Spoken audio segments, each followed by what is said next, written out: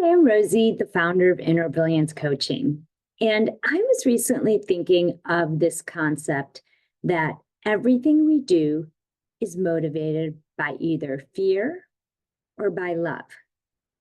And I know when I come from a place of fear, I don't love the results I get. And I know that so much more is possible when I come from a place of love. And I actually recently shared how giving and receiving love is a proven way to support not only your emotional and spiritual well-being, but also your mental well-being. But knowing that receiving love is really tough for some of my high-achieving clients to do at times, I want to share a way to connect with and experience love more deeply.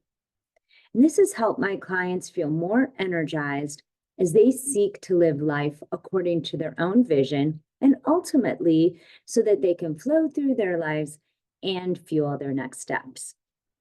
Now, the key to receiving love is eliminating old resentments and forgiving not only others, but also forgiving yourself. As you know, holding on to grudges can really block you. And obviously, it can block your ability to love. So after you release yourself from any past pain and truly love yourself, you can move on to receiving love. And in turn, you'll be able to give love more freely.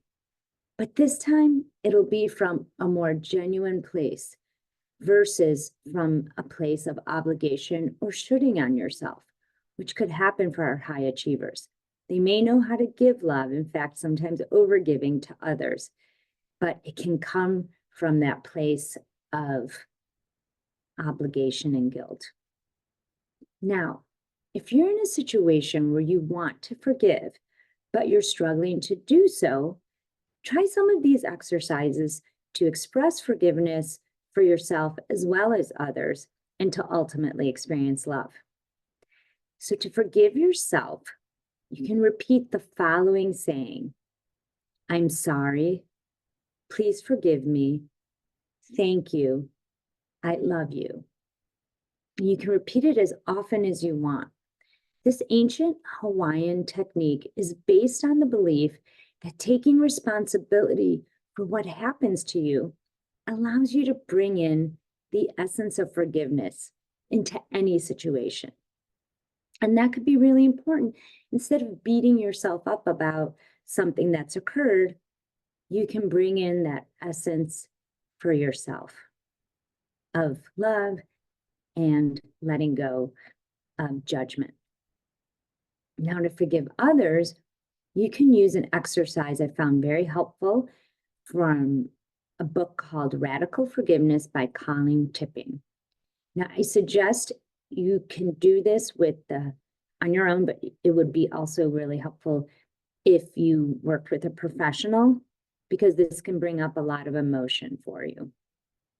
But it suggests writing 3 letters on 3 different days to someone who has hurt you. And the first letter should convey all of your anger. The second letter can communicate your anger to a lesser degree and also begin to include some elements of compassion and understanding, and even some level of forgiveness for the person who hurt you.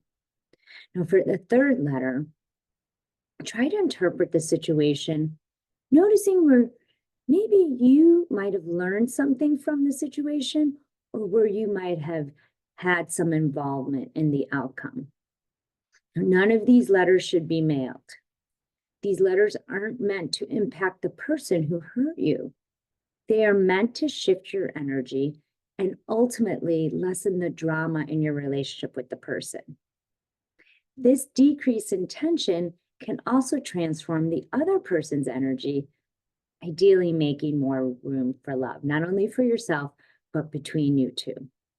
Again, I found this to be very helpful in moving forward and feeling more connected to someone. But if you need support in any way, do not do this exercise alone. again, it could bring up quite a bit of emotions. You want to be doing it with a professional if needed. But ultimately, with forgiveness creating more room for love, you'll feel more open to love yourself as well as others. And you can make choices to experience your life in a whole new way. Again, you get to decide. Will you choose to come from a place of love or fear? Hope you found that helpful. If we haven't met before, I'm Rosie with Inner Brilliance Coaching, and I help high performers go from stressed and frustrated to what I like to call happier high achievers.